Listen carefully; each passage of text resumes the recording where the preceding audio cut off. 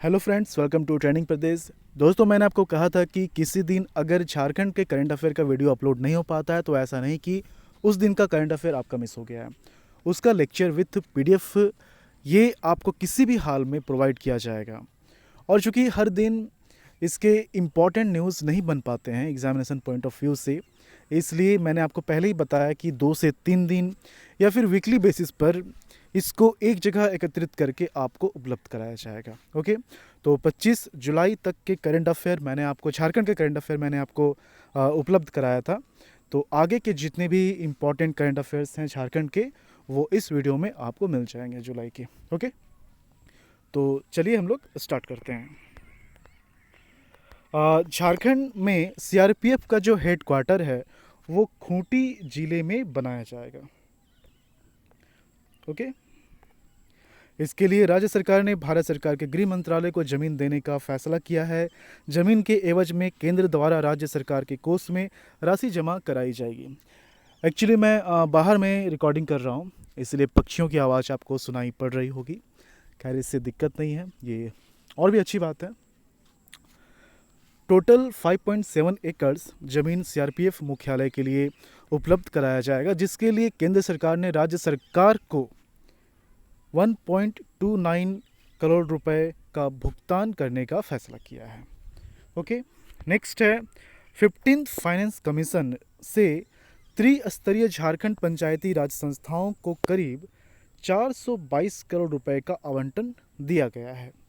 इस राशि को संबंधित संस्थाओं के खातों में डिजिटली ट्रांसफ़र किया जाएगा। इस राशि में से लगभग 316 करोड़ रुपए ग्राम पंचायत समितियों के लिए 63.33 करोड़ और जिला परिषदों को लगभग 42.22 करोड़। आपको पता होना चाहिए कि जो पंचायती राज सिस्टम होता है ये 3 लेवल पे काम करता है। सबसे नीचे विलेज पंचायत होता है, उसके बाद पंचायत समिति होता है और उसके बाद जिला परिषद होता है। तो टोटल जो अमाउंट है वो 422 करोड़ रुपए का है। अब इसे इस 3 लेवल के गवर्नमेंट में किस तरह से डिस्ट्रीब्यूट किया गया है वो आप यहाँ पर देख सकते हैं। ओके, गुमला जिले का जो बिशुनपुर प्रखंड है, लेमन ग्रास से तेल बनाने वाला राज्य का पहला प्रखंड बन गया है। झारखंड में लेमन ग्रास की खेती की शुरुआत खूंटी जिले के मुरहू प्रखंड से की गई थी। ओके, लेकिन अगर हम इसकी तेल की बात करें, झारखंड में ग्रामीण विकास लगभग अंतर्गत Jharkhand state livelihood promotion society के जरिए आजीविका मिशन और जोहार परियोजना के तहत ग्रामीण महिलाओं को लेमन ग्रास की खेती से जोड़ा गया था। लेकिन इसकी अगर तेल की बात करें तो बिशुनपुर प्रखंड जो कि गुमला का है, तो ये पहला प्रखंड है जो कि इससे तेल बनाने वाला प्रखंड बना है। ओके, वर्तमान में झारखंड के 16 जिलों के 31 प्रखंड में 16,500 से ज़्यादा किसान लेमन ग्रास की खेती कर रहे हैं। लेमन ग्रास की पत्तियों के वाष्प आसवन के द्वारा तेल प्राप्त किया जाता है। वर्तमान में झारखंड में 28 एकड़ में इसकी खेती की जा रही है, जिससे बढ़ाकर 60 एकड़ करने का लक्ष्य रखा गया है। इसरो के लॉन्चिंग पैड के उपयोग में आने वाला हॉरिजॉन्टल डोर का निर्माण HAC हैवी इंजीनियरिंग कॉरपोरेशन करेगा। PSLV इंटीग्रेशन फैसिलिटी प्रोजेक्ट के लिए इस उपकरण का निर्माण HAC ने किया है।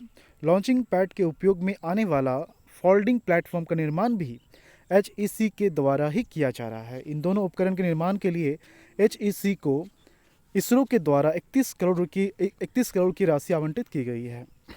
अच्छा, कुछ पॉइंट्स हैं जो कि आपको याद रखना चाहिए, जैसे कि HAC का जो स्थापना हुआ है वो 1958 में हुआ है। इसका हेडक्वार्टर रांची में है और इसरो का जो स्थापना है वो 15 अगस्त 1869 में हुआ है।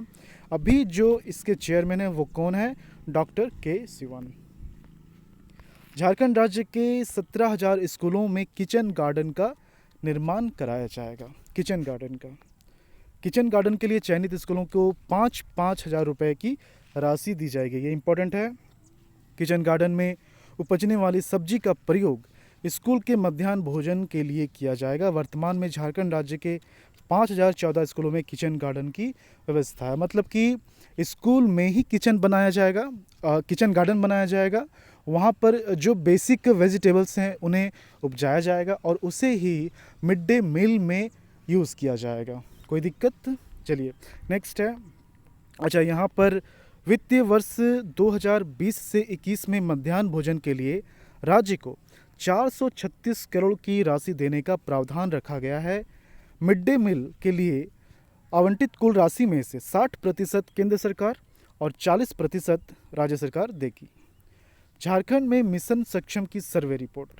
ये रिपोर्ट क्या कहता है? ग्रामीण विकास विभाग द्वारा मिशन सक्षम के तहत गांव-गांव प्रवासी मजदूरों के बारे में जानकारी ली जा रही है। अब तक 4.71 लाख मजदूरों का सर्वे पूरा कर लिया गया है। इसमें से 35,000 मजदूर महिलाएं हैं। ये सभी महिलाएं बाहर काम करती थी।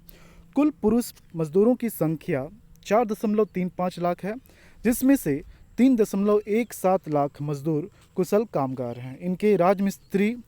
इनमें राजमिस्त्री, बिजली और वाहन मिस्त्री से लेकर दर्जी और तकनीशियन भी शामिल हैं। सर्वे में लोहरदगा में सबसे अधिक महिला प्रवासी मजदूर मिली हैं, वहीं सबसे कम महिला मजदूर लौटने वाला जिला जामताड़ा है। सबसे ज़्यादा किसमें है? सबसे ज़्यादा लोहरदगा में, सबसे कम जामताड़ा का है। पुरुष मजदूरों के लौटने में सबसे अधिक प्रवासी मजदूर गिरिडीह और दूसरे नंबर पे हजारीबाग। देखिए दोनों हैं, मेल और फीमेल है, ठीक है।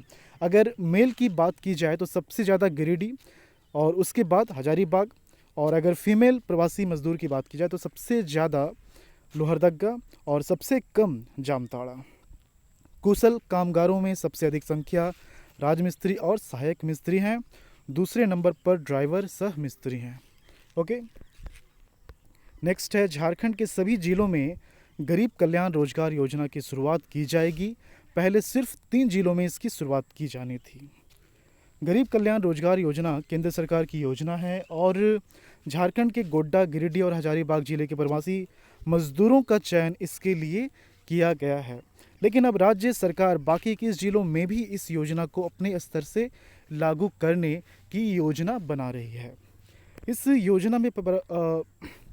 योजना में प्रवासी मजदूरों का चयन कर उन्हें प्रशिक्षित किया जाएगा और रोजगार की नए अवसर उपलब्ध कराए जाएंगे। भारत सरकार ने केंद्रीय करों में झारखंड की हिस्सेदारी लगभग 9,000 रुपये घटा दी है। अब ये 9,000 रुपये क्या है? देखिए, देश के आम बजट में झारखंड के लिए केंद्रीय करों में हिस्सेदारी साल भर में 25,978 करोड़ रुपए तय की गई थी, लेकिन वर्तमान स्थिति को देखते हुए झारखंड सरकार को साल भर में लगभग 17,000 करोड़ ही मिलने की उम्मीद है। ठीक है, तो ये 9,000 करोड़ हैं, रुपए नहीं हैं।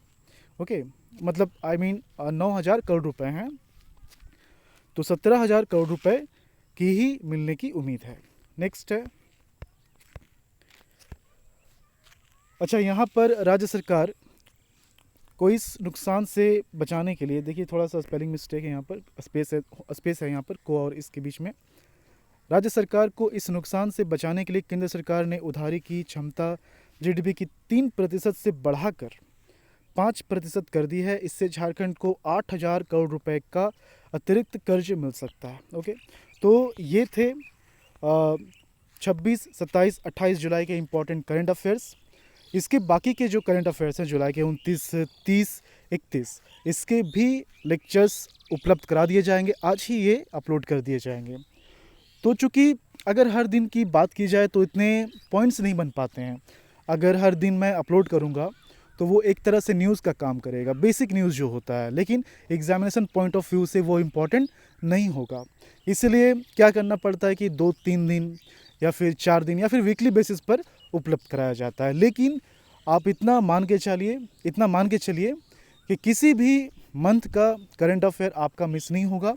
उसे वीकली, एटलीस्ट वीकली और मंथली बेसिस पर तो उपलब्ध कराया ही जाएगा। ओके, और जैसा कि मैंने आपको बताया कि झारखंड SSC CGL का जो एग्ज़ाम होने वाला है उसके लिए टेस्ट सीरीज आपको मुफ्त में उपलब्ध कराया जाएगा टेलीग्राम के माध्यम से। इसकी जो भी डिटेल्स हैं वो अपलोड कर दिए जाएंगे, बता दिए जाएंगे।